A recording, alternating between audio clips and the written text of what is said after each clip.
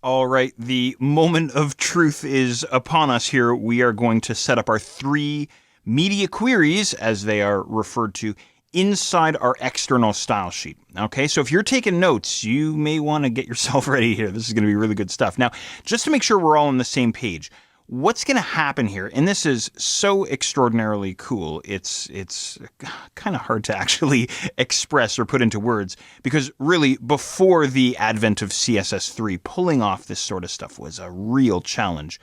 What we're going to do here is we're going to set up our external style sheet to detect the resolution of the device that's being used to view the HTML page. Okay? You may want to jot that down. So once again, the CSS file is going to detect the resolution of the device that's being used to view, in our case, index.html. Okay? So that's the deal. Okay? So all of the good stuff is going to happen inside the external style sheet. So here's what I'm going to do. I'm just going to give myself a little bit of extra room here inside my file just by hitting enter a couple of times.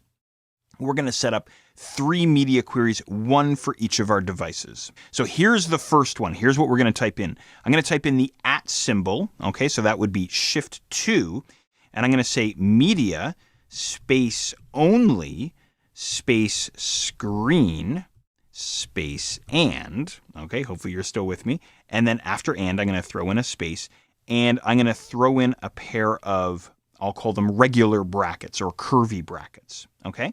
And what I'm going to type into the regular curvy brackets is the following: maximum width or max dash width. If I can spell width, there we go. And then I'll put in full colon space 480 pixels, okay, px.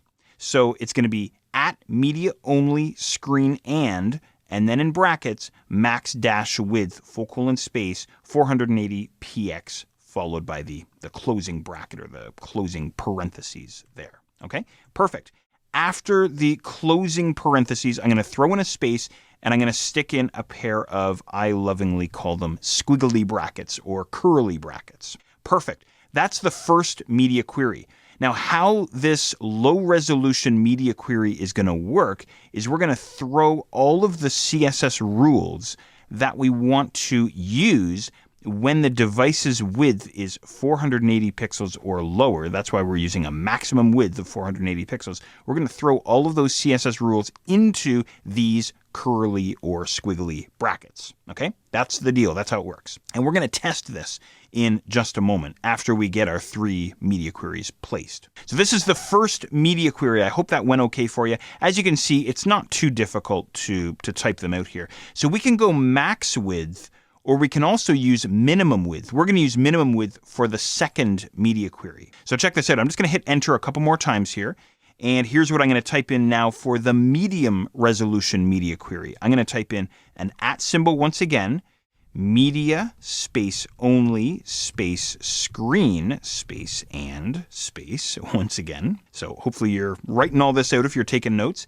Now inside the regular brackets or the curvy brackets, I'm going to type in min dash width. Again, if I could get my sausage fingers cooperating. There we go. Min width full colon space. So I'm going to say, all right, I want to create a media query that's going to be applied to a device that's running a minimum width of 481 pixels. Okay, do you follow how that works? So rather than going with a maximum width, we're using a minimum width.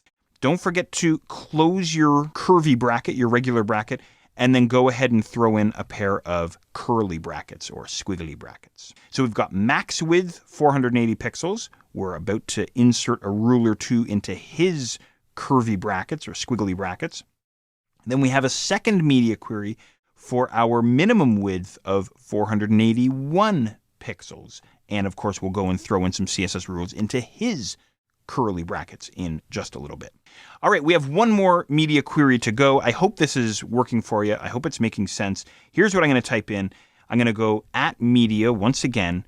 And if I could spell media, there we go. And then only screen and. Watch your spaces there. You got to have spaces in between each. And then inside my brackets, I'm going to go minimum dash width. There we are. Full colon space 1024. So I'm just harking back to my cheat notes, looking at what we had defined as low resolution, medium resolution, and of course, high resolution as well. I'm going to go ahead and throw in a pair of curly brackets or squiggly brackets for the high resolution as well. So there we go. If it's not really making a whole lot of sense, bear with me. And as we start making our way through the upcoming lessons, I think things will really start clicking for you. All right, good stuff. So we have the 3 media queries created. I am very anxious to go and test the 3 media queries. Let's go and check that out.